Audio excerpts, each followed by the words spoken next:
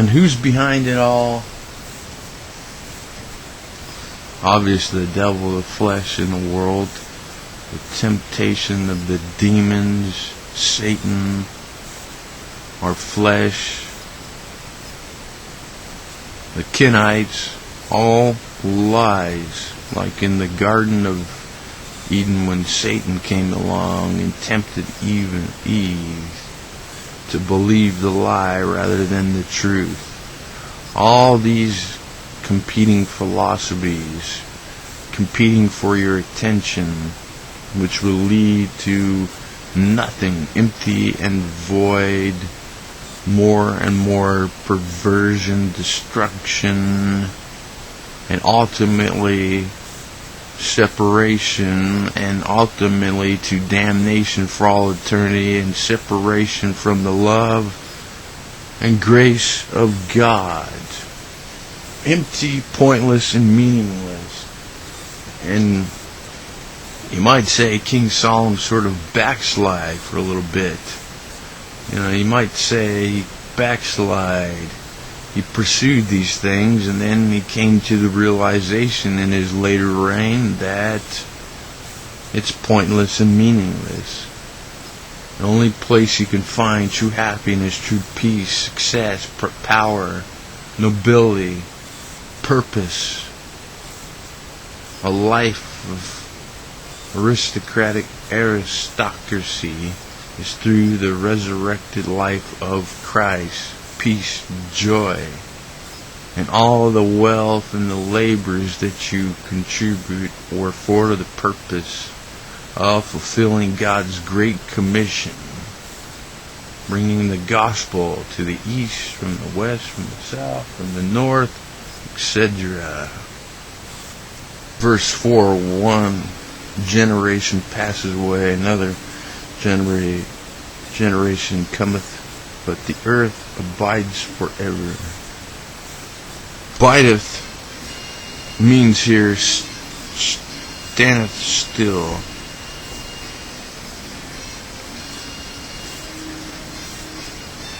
Forever means for ages. So, and generally speaking, all the temporal pursuits of the world, one generation after another generation passes away, forgotten, never remembered again. The labors, the pursuits.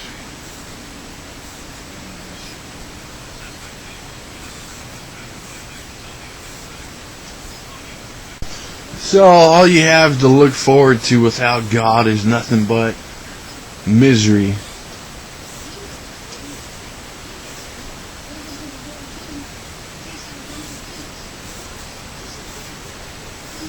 Philosophical naturalist, theistic evolutionist, Darwinian evolutionist. They know that God exists. They have the light of creation, the light of conscience, the light of special revelation. They know it. They know God exists, but they hate God so much and give you a corrupt version of God, and still, even though all the evidence of science points to an intelligent design, they still pursue their fruitless pursuits of Darwinian evolution because they are slaves to sin and death and full and totally deprived.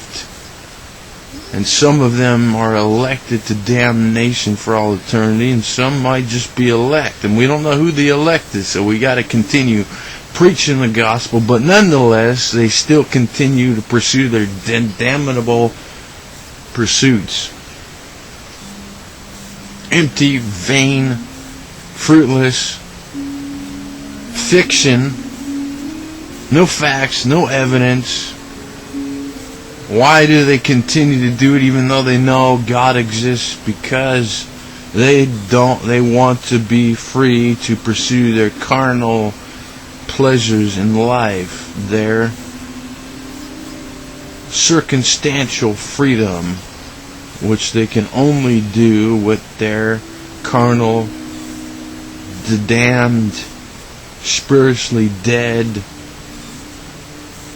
life allows them pursuit, because they're under the control of Satan, the devil, the flesh, and the world, and those little sneaky, clever, slick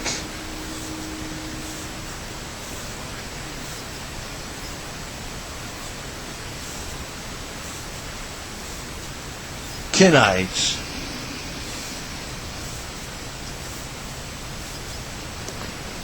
Joel Osteen, probably a Kenite. John Hagee, probably a Kenite. Joseph Prince, probably a Kenite. You know, not all Kenites are white. Kenites are mixed with the six-day creation.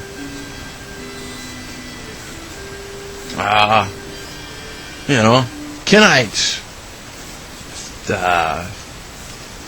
Philosophical naturalists. Kenites, communists, Kenites, socialists, Kenites, Marxists, Zionist pigs, unclean, worthless, condemned to hell. And you, without Christ, is worthless, a piece of crap. You're garbage without Jesus Christ. I know that's harsh and strong, but that's the fact.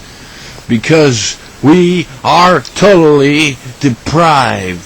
When the fall happened, and when we were created in the image of God, but when the fall happened, that image was defamed. This fruitless and pointless pursuits of these hucksters, slicksters, sharpies, they're around the world espousing their own propaganda. All that crap in life is propaganda. Utilitarianism, propaganda, communism, socialism, propaganda, utopianism, propaganda, Joel Osteen, propaganda, garbage. All garbage, worthless, pointless, destructive, empty, and you're never going to find any peace, you're never going to find any joy. You're just going to get worse and worse as the digression continues in your life. It starts from age accountability until your death. Because of your unholy and unrighteous and wicked ways of life that only your nature, carnal nature, can pursue, because you are a totally perverted, deprived human being without Christ. 5, the sun also riseth, and the sun goeth down and hasteth to his place where he rose.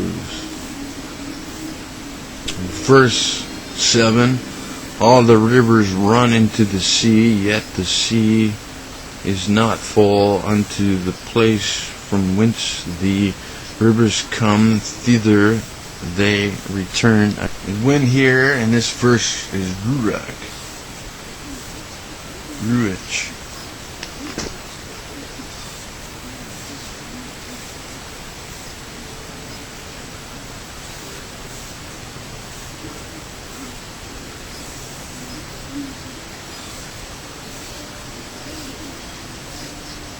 which means breath.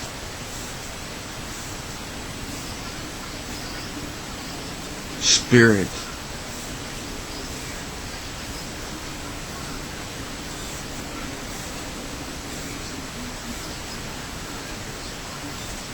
Invisible forces.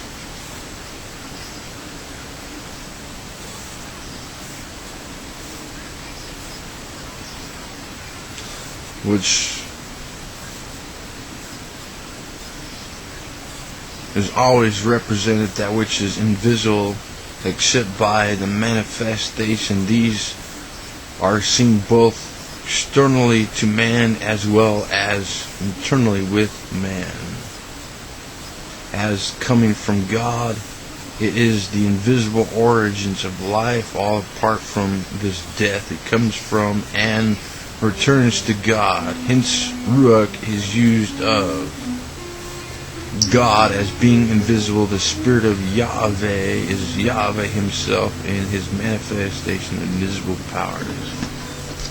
Verse 7, all the rivers run into the sea, yet the sea is not full unto the place from whence the rivers come, thither they return. Verse 8, all things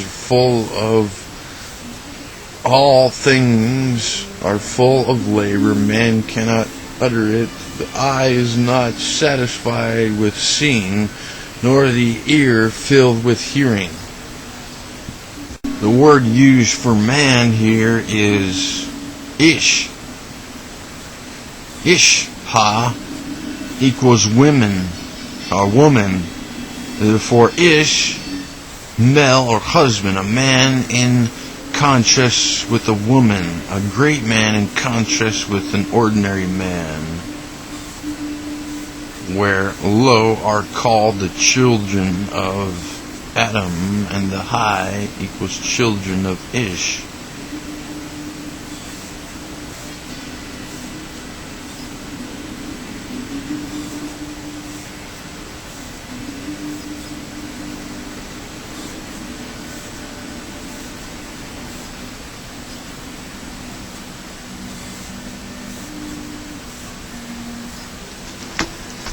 Verse 9, the thing that hath been, it is that which shall be, and that which is done is that which shall be done, and there is no new thing under the sun.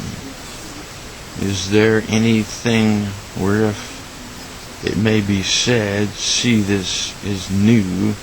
It hath been already of old times, which was before us. 11, there is no remembrance. Verse 11, there is no remembrance of former things, neither shall there be any remembrance of things that are to come with those that shall come after.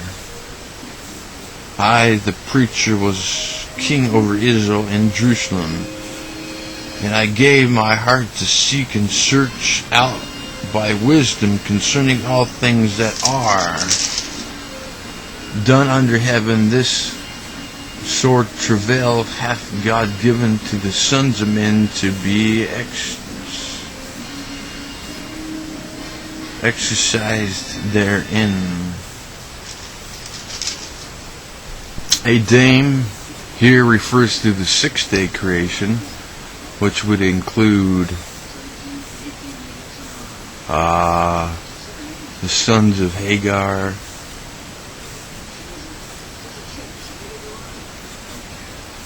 six-day creation, the Gentiles, the non-Israelites,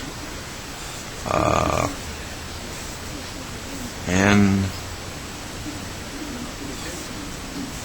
descendants of Cain, and so forth. 14, I have seen all the works that are done under the sun. Behold, all is vanity and vexation of spirit. Of course, vanity being total depravity. Vexation of spirit means feeding on the wind. And spirit being the Ruach.